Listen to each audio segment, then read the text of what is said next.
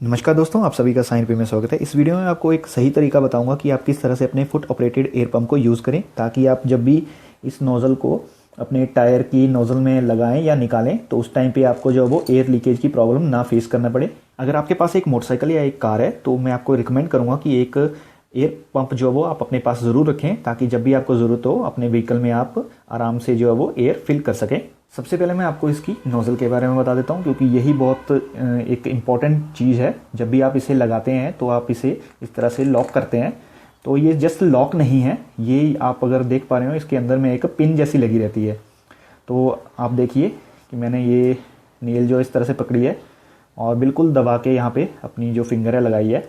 तो जैसे मैं इसे दबाऊँगा ये देखिए ये जो है वो आगे की तरफ को पुश करता है, इस नीडल को आगे की तरफ को पुश करता है और इसके अंदर में एक रबड़ रहती है, वो रबड़ जो है वो अंदर की तरफ को इस तरह से दबती है और आपके जो टायर पे नोज़ल लगी रहती है उसे कस के पकड़ लेती है। अगर आप इसे पहले ही काफ़ी ज़्यादा डीप लगा देंगे तो ऐसे में जब भी आप इसे लॉक करने जाएंगे तो इसमें से आपकी जो एयर है वो ज़रूर लीक होगी और जब भी आप इसे ओपन करेंगे तब भी जो एयर लीक है वो ज़रूर होगी। तो यही एक गलती है जो काफ़ी ज़्यादा लोग करते हैं इसे यूज़ करते समय। अभी मैं इस फुट पंप को जो है वो अपने मोटरसाइकिल पे आपको यूज़ करके दिखा देता हूँ। जब भी आप अपने एयर पंप की नोज़ल को लगाने जा रहे हैं तो इस बात का ध्यान रखें कि इसकी नोज़ल को आपको पूरी तरह से नीचे नहीं दबा देना है। जैसे ही इसकी आपको यहाँ पे ये देखिए एयर लीकेज की जो आवाज़ है वो आना शुरू हो जाए तो उसी जगह पर आपको रुक जाना है और उसके बाद आपको जो इसका ये लीवर है इस तरह से दबा देना है। तो अभी आप सुन सकते हैं कि मैंने माइक जो इसके पास लगा दिया है, कोई भी एयर की जो आवाज़ है वो नहीं आ रही है।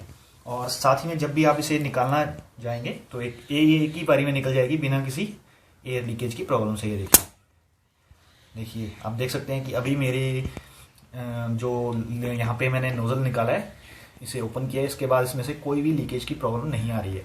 तो इस तरह से आप इसे अगर यूज़ करेंगे तो इसमें से बिल्कुल भी जो एयर है वो लीक नहीं होगी। तो अभी मैंने इसे जो दोबारा से लॉक कर दिया है और इसका जो प्रेशर है वो आपको दिखाऊंगा कि इसमें कितना PSI प्रेशर जो है वो है। तो जैसा कि आप देख सकते हैं इसमें अभी 20+ PSI जो है वो भरा हुआ है। तो आप अपने मोटरसाइकिल के जो अकॉर्डिंग जो है वो टायर में कितनी हवा भरनी चाहिए वो भर सकते हैं। जैसे मेरा ये पल्सर ओल्ड मॉडल है तो इसमें जो है वो 28 PSI के नियर अबाउट जो है वो भरी जाती है, चाहे मैं 28 रखूँ चाहे 30 के नियर अबाउट।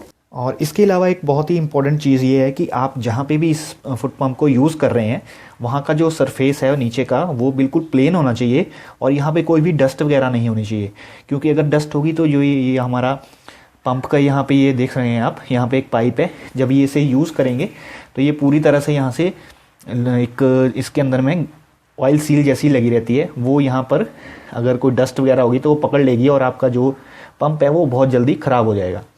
तो इस बात का ज़रूर आप ध्यान रखें कि डर्ट वगैरह ना हो वहाँ पे।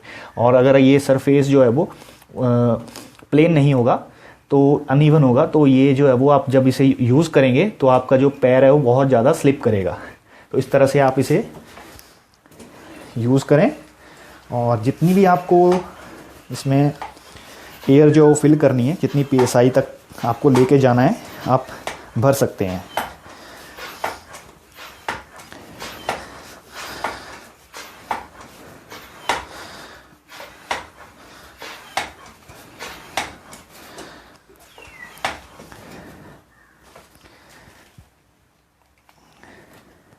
तो अभी आप देख सकते हैं कि मैंने नियर अबाउट 30 PSI जो है इसमें भर दी है और मुझे इतनी ही भरनी है, इससे ज़्यादा इसमें नहीं भरूंगा।